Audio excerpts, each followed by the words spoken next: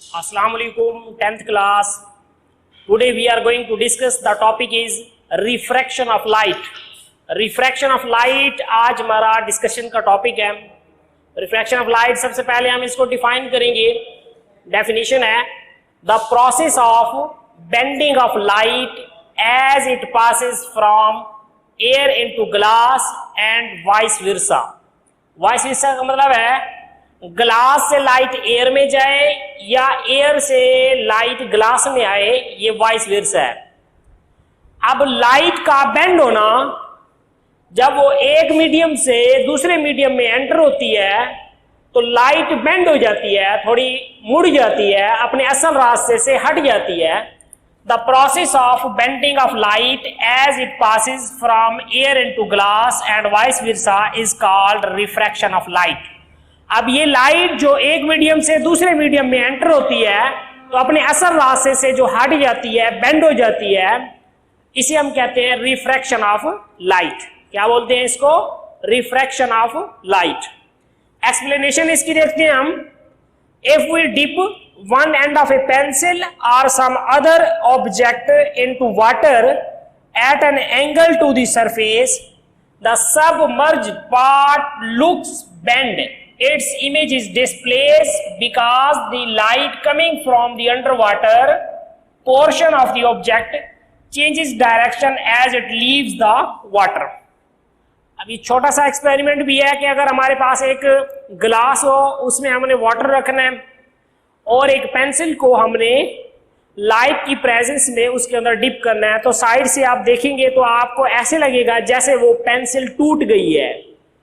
वो एक्चुअली टूटती नहीं है, बल्कि उसका जो इमेज बनता है वो थोड़ा सा डिस्प्लेस हो जाता है, कि वो पेंसिल का जो इमेज होगा वो बिल्कुल स्ट्रेट फॉरवर्ड नहीं होगा, बल्कि थोड़ा सा बेंड होगा. इसलिए हमें ऐसा फील होता है जैसे वो पेंसिल बेंड हो गई है या टूट गई है. तो ये एक्चुअली होता है रिफ्रैक्शन ऑफ लाइट की वजह से, कि लाइट जब एक मीडियम से, अब हवा से किसमें आ रही थी? वाटर के अंदर, तो मीडियम चेंज हो गया. तो as we have defined refraction of light, it is the bending of light when light is traveling from air into glass. वो ग्लास मीडियम भी हो सकता है, वो वाटर मीडियम भी हो सकता है, वो कोई और सब्सटेंस भी हो सकती है. तो लाइट अपने असल रास्ते से थोड़ा सा बेंड हो जाती है, हट जाती है, जिसे हम कहते हैं रिफ्रैक्शन ऑफ लाइट.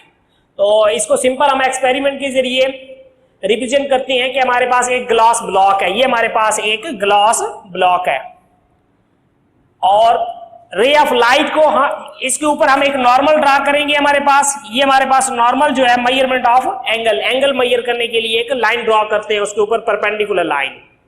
उस ग्लास ब्लॉक के ऊपर एक परपेंडिकुलर लाइन ड्रॉ कर दे तो उसे हम नॉर्मल बोलते हैं.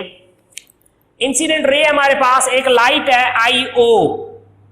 आईओ लाइट एयर से किस में आ रही है? ग्लास में. एयर को हम बोलेंगे रेयर मीडियम, लाइटर पार्टिकल उसे हम रेयर मीडियम बोलेंगे, और जो डेंसर होगा हमारे पास, जिसमें मीडियम के पार्टिकल क्लोज होंगे, उसे हम डेंसर मीडियम कहेंगे. लाइट रे एयर से ग्लास में आ रही है, इट मींस रेयर मीडियम से डेंसर मीडियम में आ रही है, उसका नाम है हमारे पास आईओ. एक रे of light IO is travelling from air into glass. ये उसकी ग्लास की हमारे पास क्या है? बाउंड्री है, सरफेस है. तो ये इंसिडेंट रे नॉर्मल के साथ जो एंगल बनाएगी उसे हम एंगल ऑफ इंसिडेंस कहेंगे. ये आई हमारे पास है एंगल ऑफ इंसिडेंस रे. ये हमारे पास वो पॉइंट है जहां पर बाउंड्री होगी ग्लास की और एयर की, ये हमारे पास.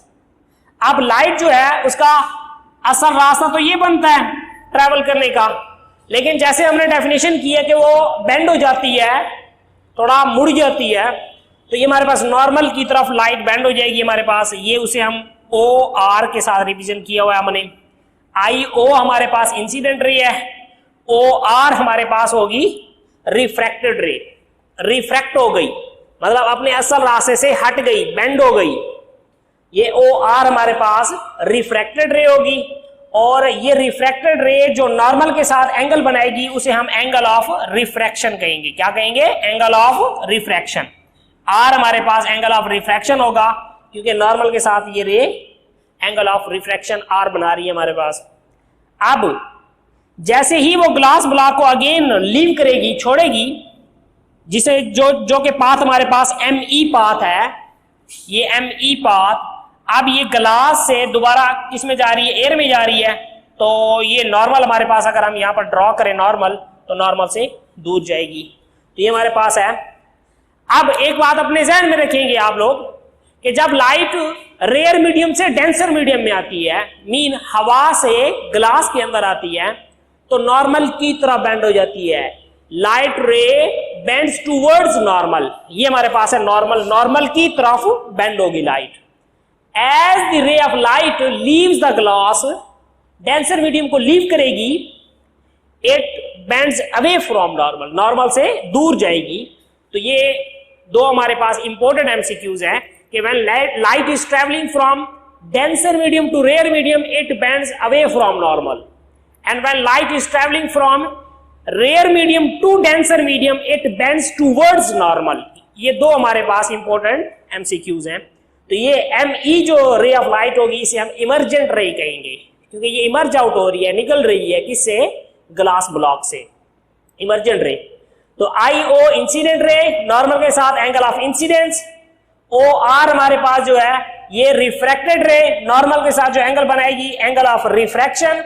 और ME हमारे पास क्या होगी, इमर्जेंट रे, जो कि ग्लास ब्लॉक से दूर जा रही है। तो ये हमारे पास था रिफ्रैक्शन ऑफ लाइट। अब लॉज ऑफ रिफ्रैक्शन है, जैसे लॉज ऑफ रिफ्लेक्शन थे वैसे ही हमारे पास लॉज ऑफ रिफ्रैक्शन भी है कि the incident ray, the refracted ray and the normal at the point of incidence all lie in the same plane. तो ये हमारे पास है कि इंसिडेंट रे, रिफ्रैक्टेड रे और हमारे पास जो नॉर्मल है, इन तीनों का जो प्लेन होगा हमारे पास क्या होगा, सेम होगा। सेकेंड है इसका the ratio of the sine of angle of incidence to the sine of angle of refraction R is always equal to constant. के इंसिडेंट रे और जो रिफ्रैक्टेड रे है, इन दोनों का हम क्या लेंगे, रेशियो लेंगे साइन के साथ, sine I over sine R। ये हमें कांस्टेंट को n के साथ रिप्रेजेंट करते हैं। Sine I over sine R is equal to n, constant, और इसी को हम बोलेंगे स्नेल्स लॉ। क्या कहेंगे इसे, स्नेल्स लॉ।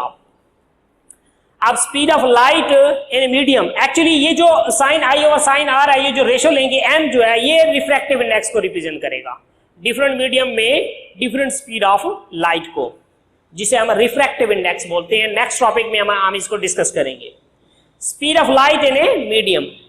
अब डिफरेंट मीडियम के अंदर जो डिफरेंट स्पीड ऑफ लाइट होती है, एक्चुअली उसी की वजह, उसी जो रिफ्रैक्शन का काज बनती है। Refraction of light is cause by speed of light in different medium, different होती है हमारे पास। अब स्पीड ऑफ लाइट जो हमारे पास एयर में है वो है 3 multiply by 10⁻8 metre per second. इसी तरह से स्पीड ऑफ लाइट वाटर के अंदर जो है 2.3 मल्टीप्लाई बाय 10⁻8। अब स्पीड डिक्रीज हो गई है, मीडियम के पार्टिकल्स की वजह से स्पीड जो है वो डिक्रीज हो गई है वाटर के अंदर। इसी तरह से अगर हम ग्लास के अंदर देखें तो in glass speed of light is 2 multiply by 10⁻8 metre per second. तो डिफरेंट मीडियम में डिफरेंट स्पीड ऑफ लाइट होती है, और ये जो हमारे पास स्पीड ऑफ लाइट है ये ड्यू टू रिफ्रैक्टिव इंडेक्स है हमारे पास। रिफ्रैक्टिव इंडेक्स जो है वो स्पीड ऑफ लाइट की वजह से ही हमारे पास होता है। तो डिफरेंट मीडियम के लिए डिफरेंट रिफ्रैक्टिव इंडेक्स होता है। साइड बॉक्स में हमारे पास एक टेबल है, उसमें डिफरेंट मीडियम में डिफरेंट रिफ्रैक्टिव इंडेक्स को रिप्रेजेंट किया हुआ है, वो भी आप लोगों ने क्या करना है, याद करना है। तो ये आज का हमारा टॉपिक था डिस्कशन का। इंशाल्लाह फर्दर हम नेक्स्ट डिस्कस करेंगे। अल्लाह हाफिज।